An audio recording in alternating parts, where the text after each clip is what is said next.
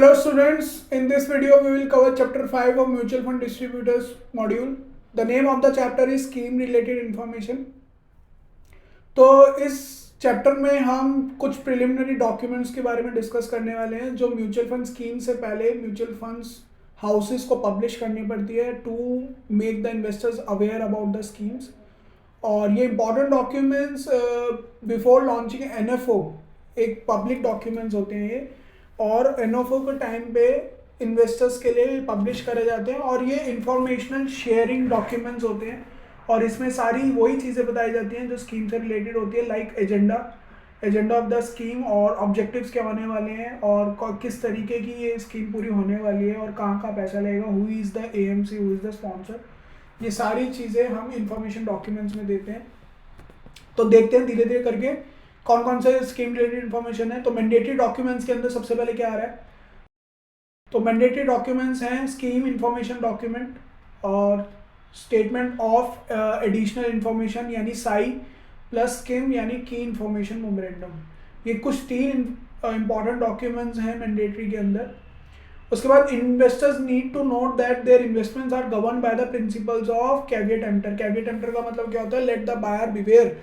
जो भी चीज़ है, जो भी इंपॉर्टेंट पॉइंट है वो इन डॉक्यूमेंट्स के थ्रू कन्वे की जाती है म्यूचुअल फंड्स द्वारा। और ये सारे डॉक्यूमेंट्स पढ़ना इन्वेस्टर्स के लिए ज़रूरी होती है, तभी वो रिस्क और रिवॉर्ड को बेहतर तरीके से समझ पाएंगे, इन्वेस्टमेंट ऑब्जेक्टिव को समझ पाएंगे और तभी इनके इन्वेस्टमेंट ऑब्जेक्टिव को वो अपने इन्वेस्टमेंट ऑब्जेक्टिव से अलाइन कर पाएंगे।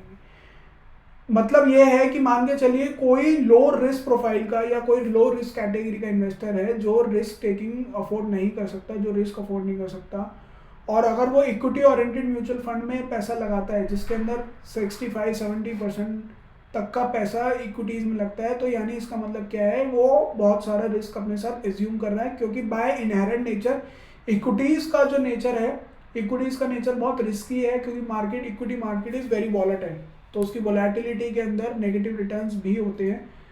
तो अगर कोई ऐसा इन्वेस्टर है जो रिस्क को अफोर्ड नहीं कर सकता, उसको इक्विटी ओरिएंटेड स्कीम से पैसा नहीं लगाना चाहिए। तो वो ये कैसे समझेगा, वो एक रिस्क कैटेगरी या रिस्क पैरामीटर से समझेगा जो कि इंफॉर्मेशन डॉक्यूमेंट्स में मेंशन किया जाता है म्यूचुअल फंड्स द्वारा। इसलिए यहाँ पे लिखा है ये जो पूरे इन्वेस्टमेंट साइकिल है, it's govern by the principle of caveat emptor, let the buyer beware. An investor is presumed to have read and understood the scheme related document before investing in the mutual fund। आप कभी add भी अगर आपने देखा होगा mutual fund का, तो mutual fund के ऐड के नीचे भी एक पूरा डिस्क्लेमर आता है, please read the offer document carefully before investing in mutual fund, है ना।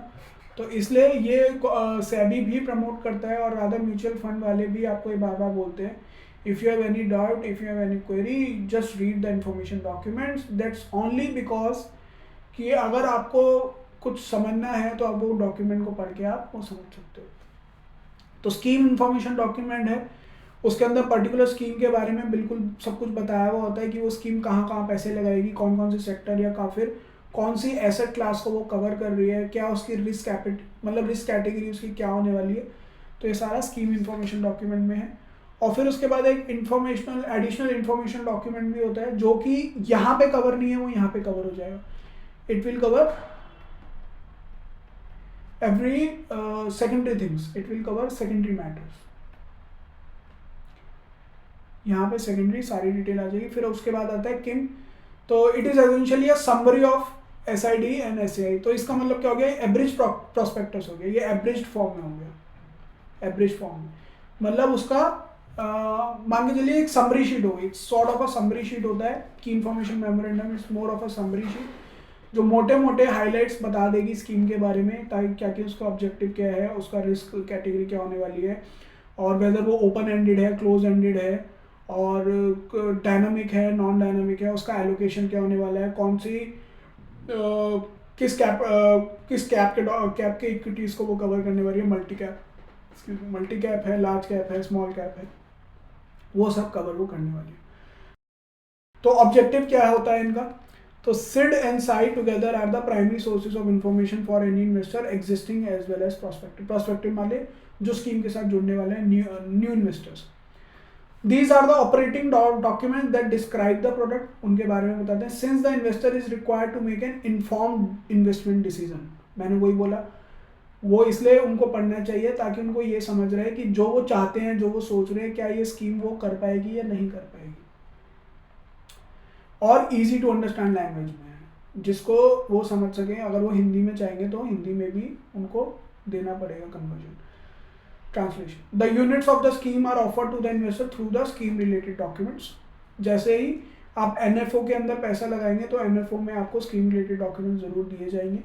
Bye signing the application form, एक एप्लीकेशन फॉर्म होता है, and making a payment the investor is accepting the offer, and by issuing units against such an acceptance the mutual fund then completes the contract. आप application form sign करेंगे, payment करेंगे, तो इसका मतलब आपने offer को एक्सेप्ट करा, और उसके बाद जब म्यूचुअल फंड आपको यूनिट दे देगा तो कॉन्ट्रैक्ट आपका कंप्लीट हो जाएगा, यानी एग्रीमेंट हो गया। अब आपने म्यूचुअल फंड के साथ अपना पैसा जो है इन्वेस्ट कर दिया है by understanding and by going through each and every terms and condition, है ना। तो अब मैंडेटरी इन्फॉर्मेशन क्या क्या होती है एक बार ये भी देख लेते हैं। डेली डिस्क्लोजर ऑफ एनएवी, तो डेली भाव जो होने वाला है एक यूनिट का, यानी price of a unit, daily price of a unit आपको देना पड़ेगा। तो disclosure of total expense ratio, मतलब आप पूरे जो फंड मैनेज कर रहे हो उस फंड को मैनेज करने की एक्सपेंस क्या चल रही है, fund management expense scheme related.